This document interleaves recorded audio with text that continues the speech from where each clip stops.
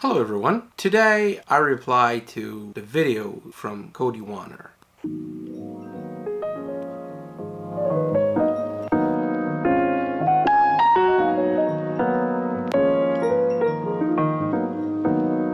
So today Cody Wanner, hopefully I'm pronouncing it right now, although we could rename him Winner. So today Cody Wanner published a video about his ADD and how it works in his brain. So essentially his video was a glimpse in his mind of how things are going left and right and how it can be or seem to be chaotic in there.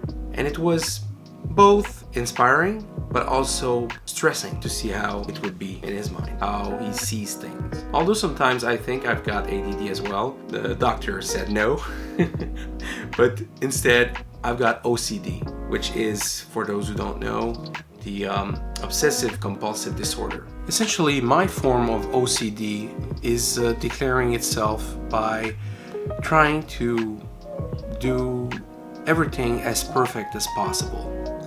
Everything I do, I tend to beat myself up for not doing it right. It's much better now. It's much better these past few years. But I still find myself beating myself up because I didn't do something the way it should be, or having very high standards for whatever I do, most of the time unachievable in a short period. So I would obsess on small tiny details that don't really matter, and I would also obsess on things that could happen and make worst case scenarios constantly in my head. It's a constant struggle. It's always happening, always in the background, always just nagging at me. And yeah, are you sure you thought about this and that? Are you sure you're doing the right thing?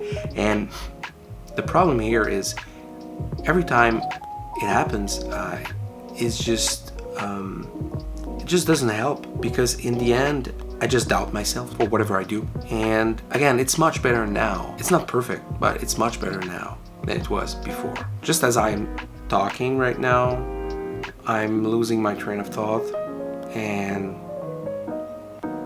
yeah, okay, I got it. I won't edit this. I will keep it there as a reminder that not everything is perfect. I will not remove it.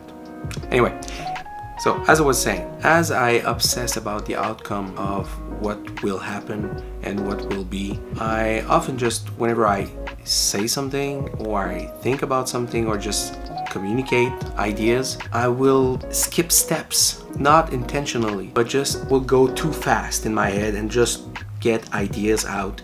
And the same goes when I chat.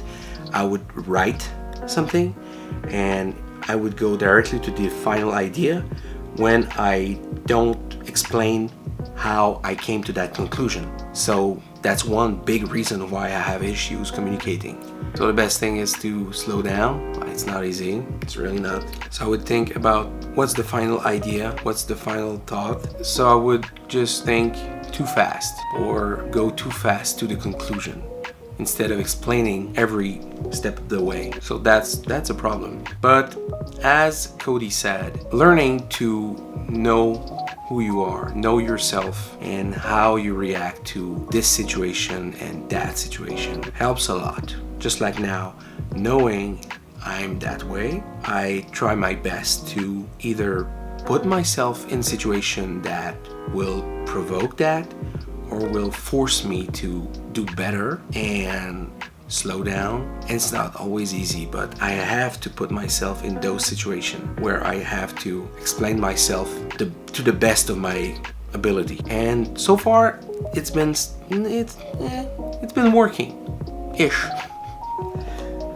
But at least I'm trying. So the moral of the story here is know yourself, yes. And by knowing yourself, you can find your flaws and turn them into strength. You can find ways to bypass some things and fix others, and also make sure that you do the best you can to do what needs to be done. As always, it's always a matter of getting better. So just accepting my faith and saying, oh man, I'm like that and I always was like that and I can never change, it's not productive.